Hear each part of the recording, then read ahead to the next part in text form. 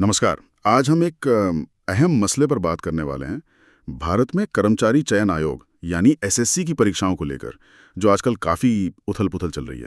हाँ, नमस्कार। और ये उथल-पुथल काफी गंभीर है क्योंकि एसएससी आप जानते हैं केंद्र सरकार के लिए बहुत सारी अहम भर्तियों का जिम्मा संभालती है। बिल्कुल।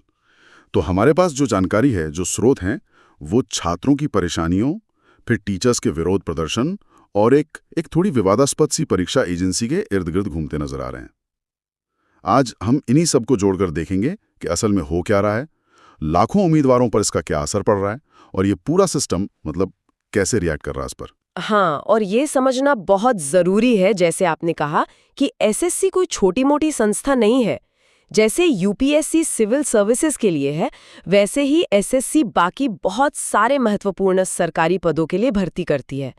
तो इन परीक्षाओं में अगर कोई गड़बड़ी होती है या पारदर्शिता की कमी होती है, तो उसका सीधा असर देश के एडमिनिस्ट्रेशन के भविष्य पर पड़ता है। सही कहा। तो सबसे पहले बात करते हैं उन छात्रों की जिनकी वजह से ये सब सामने आ रहा है।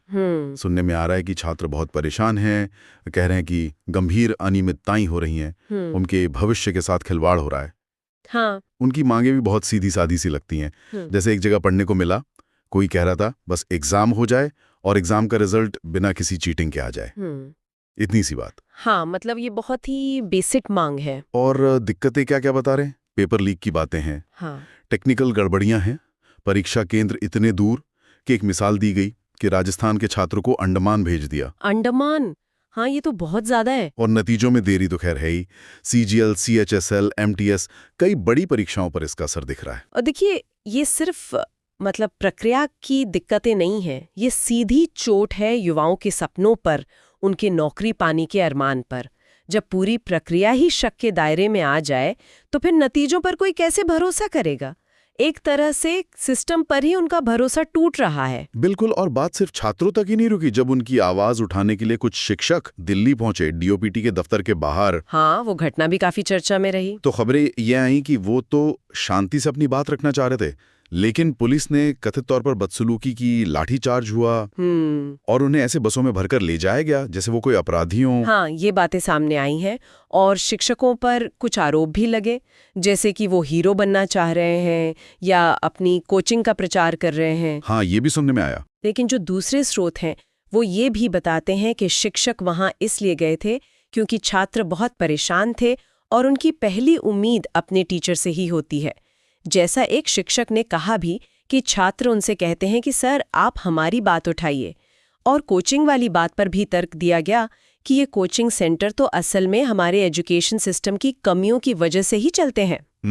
ये एक अलग बहस है, पर इसी सब के बीच एक और बहुत महत्वपूर्ण बात सामने आई, जो शायद इन सारी समस्याओं की जड़ हो सकती है।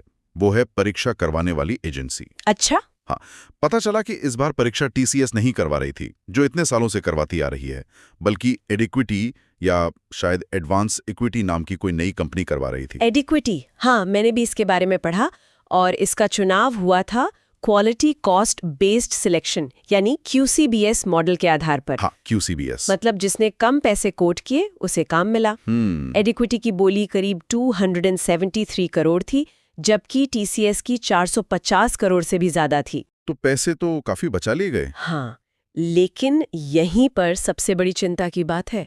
स्रोत बताते हैं कि इस एडिक्विटी का जो पिछला ट्रैक रिकॉर्ड है वो बिल्कुल साफ नहीं है, बल्कि 2020 में इसी एजेंसी को कथित धांधली, टेक्निकल फेलियर, लॉजिस्टिक्स में गड़बड़ी और यहाँ तक कि पेपर लीक के शक की वजह से हटाया गया था। क्या कह रहे हैं? मतलब जिससे पहले इन आरोपों में हटाया गया, उसे ही फिर से कॉन्ट्रैक्ट दे दिया, वो भी कम पैसों के आधार पर? जी हाँ, यही जानकारी सामने आ रही है। और यहीं से सवाल उठता है कि क्या कम लागत के चक्कर में क्वालिटी से, ईमानदारी से समझौता कर लिया गया? ये तो बहुत गंभीर सवाल है।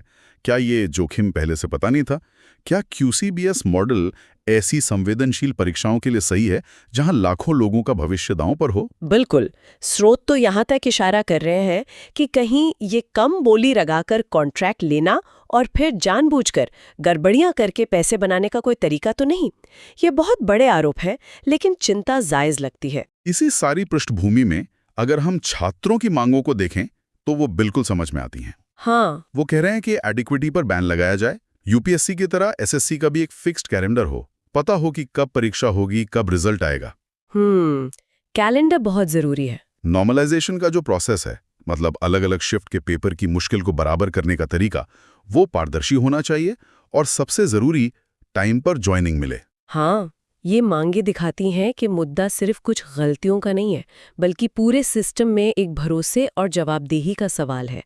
छात्र बस एक फेयर चांस मांग रहे हैं, जिसके वो हकदार हैं। तो कुल मिलाकर जो तस्वीर हमारे सामने इन स्रोतों से बन रही है, वो ये है कि लाखों छात्र एक साफ-सुथरी, निष्पक्ष भर्ती प्रक्रिया का इंतजार कर रहे हैं, लेकिन व्यवस्था की अपनी समस्याएं हैं, कुछ विवादास्पद फैसले लिए गए हैं और भरोसे की कमी है, जिससे इन छात्रों का भविष्य ही दांव पर लग गया है। बिल्कुल। और ये मामला सिर्फ एसएससी या इस एक एजेंसी एडिक्विटी तक ही सीमित नहीं रहता। ये असल में सरकारी भर्तियों में पारदर्शिता और जवाबदेही पर बड़े सवाल खड़े करता है। खासकर ये जो L1 वाला मॉडल है, यानी सबसे कम बोली लगाने वाले को काम देने का तरीका, क्या ये हर जगह सही है, खासतौर पर जब आप देश के लिए काम करने वाले लोगों को चुन रहे हों? ये सोचने वाली बात है। तो अंत में शायद यही सवाल बचता है कि जिन सिस्टम्स पर देश का भविष्य बनाने वालों को चुनने की जिम्मेदारी है, उन सिस्टम्स को खुद हर शक शुबे से परे रखने के लिए हमें असल में क्या करने की ज़रूरत है, खासकर तब जब हमें ये दिख रहा हो कि पैसे बचाने की कोशिशें ही कहीं बड़ी कमजोरियों को जन्म तो नहीं दे रही। ये हमें सोचना होगा।